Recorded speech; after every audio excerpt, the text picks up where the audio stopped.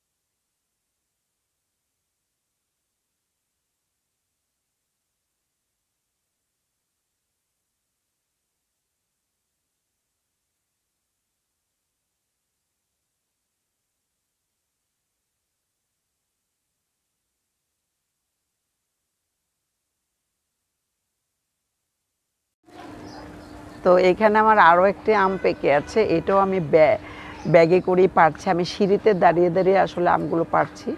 তো আপনারা নিশ্চয়ই দেখতে পাচ্ছেন এই যে ব্যাগের ভিতরে আমি কিভাবে আমগুলো ঢুকাচ্ছি।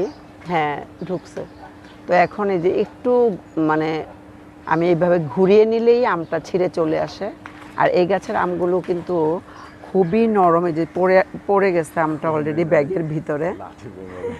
মানে এত ওজন মাশাল্লাহ আমগুলো।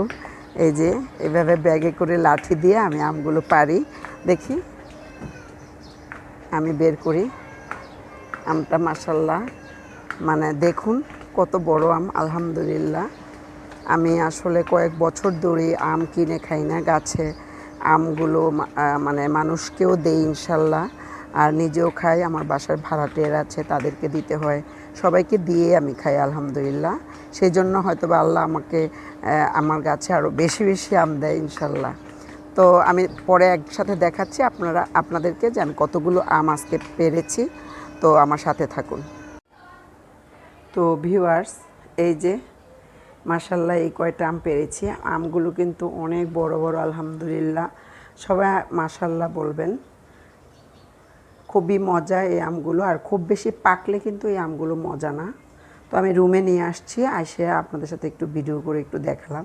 এই আমটা এতটা পেকেছে, আর এই গাছের আম একটু পাকলেই নরম হয়ে যায় আমের গোড়াটা, মানে খুবই ধরলেই আমটা ছিঁড়ে যায়। তো এর আগে কাঁচা আম শেয়ার করেছিলাম, আর আজকে পাকা আমগুলো শেয়ার করলাম আপনাদের সাথে। আর এই গাছের আম কিন্তু খুব একটা কালার আসে না। হ্যাঁ, আর আমার যে আরেকটা গাছ আছে নিচে, সেই গাছের আম অনেক কালার হয়, অনেক সুন্দর হয়। এটাও আমি আপনাদের সাথে ইনশাল্লাহ শেয়ার করব যেদিন আমগুলো পারি। আমি কিছুটা ধরে ধরে পারতে পারি সিঁড়িতে দাঁড়িয়ে, আর বাকিগুলো আমার ছেলে পেরে দিয়েছে ইনশাল্লাহ। আর ওই যে ব্যাগিং করে পারি, ব্যাগ লাগিয়ে নিয়েছি একটা লাঠির মধ্যে, সেই ব্যাগ দিয়ে পারি। তো এই ছিল আমার ছোট্ট একটা ভিডিও। সবাই ভালো থাকবেন, সুস্থ থাকবেন এবং নিরাপদে থাকবেন। আল্লাহ হাফেজ। এই পর্যন্তই আজকে। আসসালামু আলাইকুম।